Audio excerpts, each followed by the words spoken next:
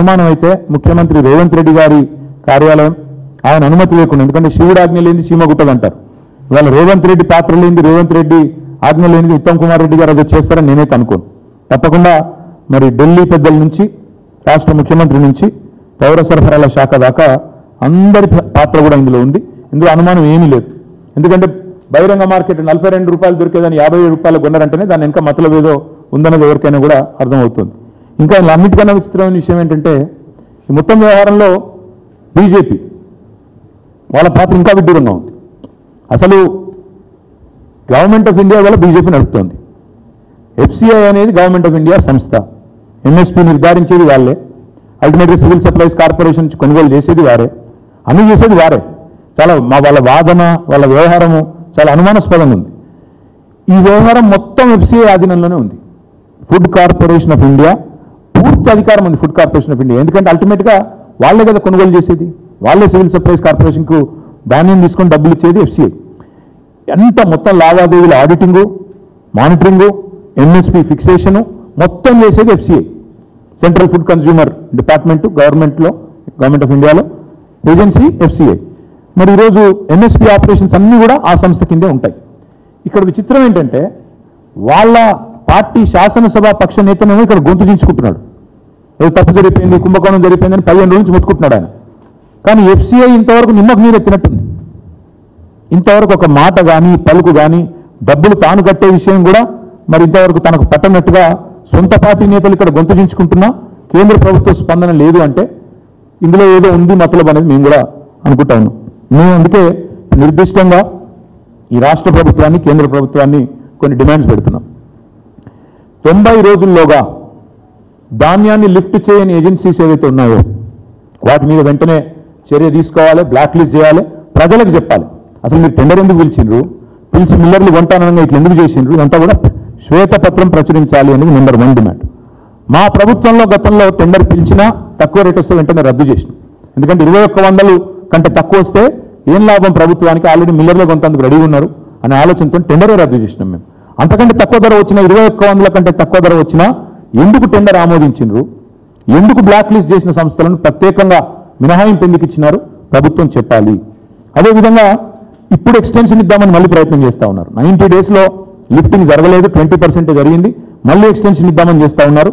దాని విషయంలో వెంటనే ఎక్స్టెన్షన్ ఇవ్వకుండా మీరు ఈ టెండర్ని రద్దు చేయాలని చెప్పి కూడా ఈ కాంట్రాక్ట్ ఏజెన్సీల వ్యవహారాన్ని బయటపెట్టాలని చెప్పి కూడా రాష్ట్ర ప్రభుత్వాన్ని మేము డిమాండ్ చేస్తూ ఉన్నాం. అదేవిధంగా ఇప్పటిదాకా ఏజెన్సీలు వాళ్ళు కేవలం వాళ్ళ బాధ్యత లిఫ్టింగ్ మాత్రమే, ప్యాడీ లిఫ్టింగ్ మాత్రమే, కానీ వాళ్ళు డబ్బుల వసూల్లో ఉన్నారు.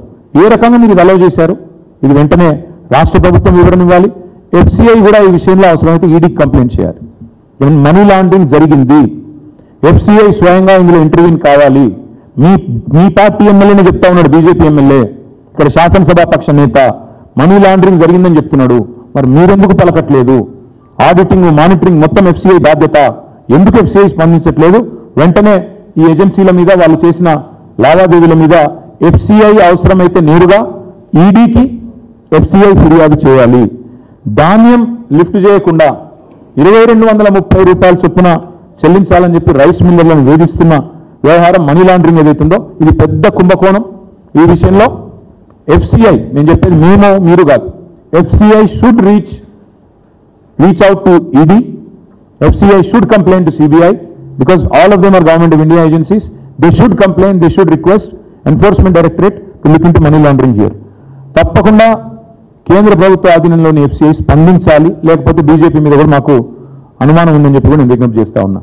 ఈరోజు ప్రతి దానికి ముఖ్యమంత్రి గారు గతంలో గొంతు చించుకుంటుండే, ఆనాడు పిసిసి ప్రెసిడెంట్గా ఈ కుంభకోణం ఆ కుంభకోణం, సెక్రటేరియట్ కింద 10,000 కోట్లు, అక్కడ 10,000 కోట్లు, ఇక్కడో 10,000 కోట్లు, నోరు ఎక్కడ ఎంతుంటే అంత, ఔటర్ రింగ్ రోడ్లో 10,000 కోట్లు, కోకాపేట భూముల్లో 10,000 కోట్లు, సెక్రటేరియట్లో 10,000 కోట్లు, కోవిడ్లో 10,000 కోట్లు అంటూ నోటికి వచ్చినట్టు నోరు బారేసుకుంటుండే పిసిసి ప్రెసిడెంట్.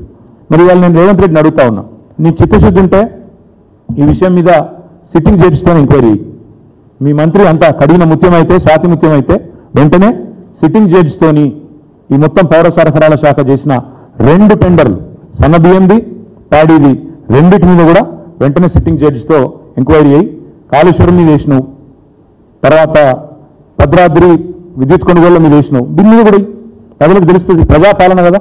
ప్రజలకు తెలియాలి కదా. ఏవి తప్పకుండా సిట్టింగ్ జడ్జితో మీ సంగతి, మీ ఉత్తమ్ కుమార్ రెడ్డి సంగతి మొత్తం తెలిసిపోతుంది. ఇంకొక మాట చివరిగా, ఒకవేళ ఇటు FCI స్పందించకపోయినా, రాష్ట్ర ప్రభుత్వం స్పందించకపోయినా మేము మాత్రం వదిలిపెట్టాం.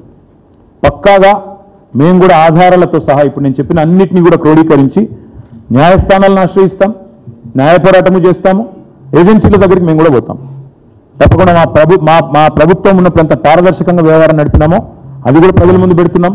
అదే మాదిరిగా ఈ ప్రభుత్వం వచ్చినాక, కాంగ్రెస్ ప్రభుత్వం వచ్చినాక చేస్తున్న కుంభకోణాన్ని కూడా వివరంగా ఆధారాలతో సహా ప్రజల ముందు పెడతాము, ఏజెన్సీల ముందు పెడతాము, న్యాయస్థానాలకి పోతాము. తప్పకుండా ప్రజాక్షేత్రంలో వీళ్ళని వదిలిపెట్టాం.